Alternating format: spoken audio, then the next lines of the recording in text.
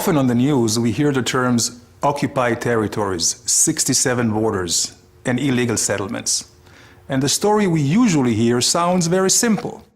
During the Six-Day War, Israel captured the West Bank from the Palestinians, refused the United Nations' demand to retreat, and illegally built settlements. But is that really the case? Let's try to understand the situation a little bit better. We'll start with a simple but extremely important question. From whom did Israel capture the West Bank? From the Palestinians? No. In 1967, there was no Arab nation or state by the name of Palestine. Actually, was there ever? Israel took over the West Bank from Jordan in an act of self-defense, after Jordan joined a war launched by Egypt and Syria to destroy Israel. Oh, by the way, destroying countries is rather illegal. The United Nations back in 1967 rejected repeated Arab and Soviet attempts to declare Israel as the aggressor. Security Council Resolution 242 did not demand a unilateral Israeli withdrawal. Rather, the United Nations called for negotiating a solution which would leave Israel with secure and recognized boundaries. In effect, defensible borders. But wait a second. What was Jordan doing in the West Bank in the first place? What was its legal justification? Well, Jordan had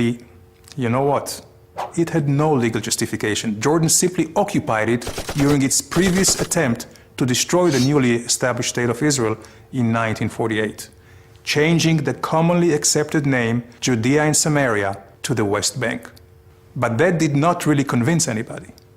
And almost no one recognized the legality of Jordan's occupation, not even any of the other Arab states.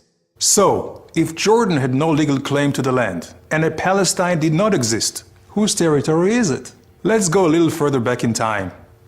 Don't worry, not to the days of the Bible, only about 100 years. Until 1917, the Ottoman Empire occupied the whole region. After losing in World War I, the Ottomans relinquished their 500-year control to the Allied forces, which decided to divide the old empire into countries.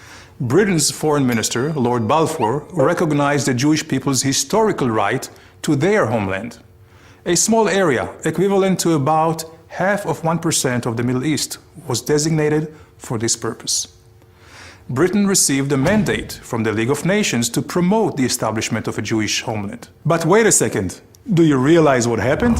The Jewish homeland originally included not only the West Bank, but also the East Bank of the Jordan River. I guess you cannot say the Jewish people have not accepted some painful compromises already.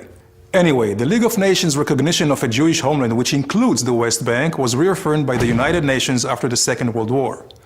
With the British mandate ending, United Nations General Assembly Resolution 181 recommended the establishment of two states, one Jewish and one Arab. The Jews accepted it and went on to create the State of Israel, while the Arabs refused the compromise and launched a war to destroy the newly established Jewish state. Resolution 181, a non-binding recommendation in the first place, remained with no legal standing. At the end of the war, a ceasefire line was formed, where the Israeli and Arab forces stopped fighting. At the insistence of the Arab leaders, this line was defined as having no political significance. So, although this line is commonly referred to as the 1967 border, it is not from 1967, and it was never an international border. This is why a more exact legal definition for the West Bank, according to international law, is really the same as in so many other areas where there are or were territorial disputes, but which are not defined as occupied. For example, Zubarah, the Tams Islands, the Western Sahara, amongst many others. They're not considered occupied territories, but rather disputed territories. So, let's return for a moment to our illustration and examine the complete chain of events. Israel's presence in the West Bank is the result of a war of self-defense. The West Bank should not be considered occupied because there was no previous legal sovereign in the area, and therefore, the real definition should be disputed territory. The 1947 partition plan has no current legal standing, while Israel's claim to the land was clearly recognized by the international community during the 20th century. That is why the presence and construction of Israeli settlements in the West Bank should not be considered illegal. These are not just my own opinions. They are based on conclusions made by world-renowned jurists like Professor Eugene Rastow, Justice Arthur Goldberg, and Stephen Schwebel, who headed the International Court of Justice. So what's the solution for the dispute over the West Bank? Unfortunately, there is no magic solution. But the only way a solution will ever be reached is if we base our negotiations on legal and historical facts.